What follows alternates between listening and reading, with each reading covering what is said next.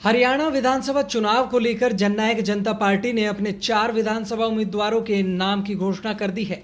जननायक जनता party के राष्ट्रीय अध्यक्ष डॉक्टर अजय सिंह चौटाला ने कहा कि लोकसभा चुनाव के बाद जननायक जनता पार्टी ने अपनी कार्यकारिणी भंग कर दी थी। अब पार्टी दोबारा से राष्ट्रीय स्तर पर और प्रदेश स्तर पर पदाधिकारियों को जिम्मेवारी सौंपने का काम करेगी, जिसकी घोषणा जल्द ही कर दी जाएगी। वहीं अजय सिंह चौटाला ने कहा कि जेजेपी ने विधानसभा चुनाव के लिए अपने 4 उम्मीदवारों की घोषणा कर दी है, जिसमें उचाना विधानसभा से दुष्यंत चौटाला, डबवाली विधानसभा से दिग्विजय चौटाला, जुलाना विधानसभा से अमरजीत ढांडा व दादरी से राजदीप फोगाट का नाम फाइनल कर दिया है। वहीं पार्टी ने 20 उम्मीदवारों के नाम भी फाइनल कर दिए हैं, जिनकी घोषणा भी जल्द कर दी जाएगी। इसी के साथ ही पार्टी लगातार विधानसभा वाइज अपने चुनावी कार्यक्रमों में लगी हुई है।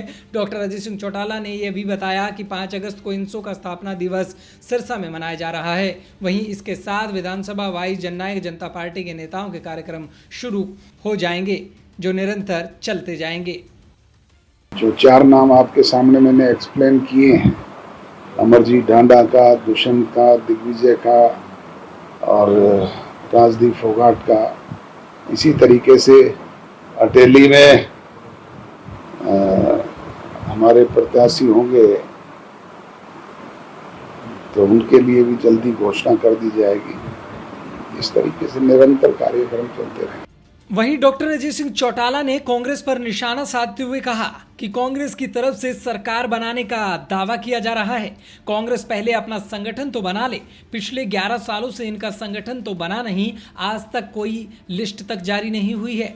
डॉक्टर अजय सिंह चौटाला ने भूपेंद्र सिंह हुड्डा के हरियाणा में 70 सीट जीतकर सरकार बनाने के दावे पर पलटवार करते हुए कहा कि लोकसभा चुनाव में नरेंद्र मोदी भी छाती पर हाथ मारकर कहते थे कि 400 पार, लेकिन सीट आई 240।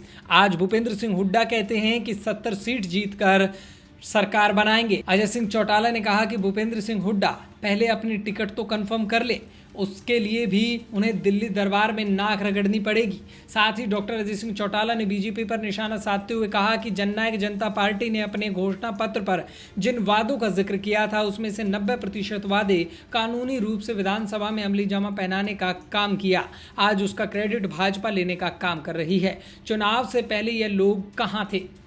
अब भाजपा प्रदेश की जनता की आंखों में धूल झोंकने का प्रयास कर रही है। वहीं लोकसभा चुनाव में पार्टी को हुए नुकसान पर डॉक्टर अजय सिंह चौटाला ने कहा कि लोकसभा और विधानसभा के चुनाव में फर्क होता है। लोकसभा चुनाव एंटी मोदी और मोदी के पक्ष में था, जिसका खामियाजा जननायक जनता पार्टी को भी भुगतना पड़ा।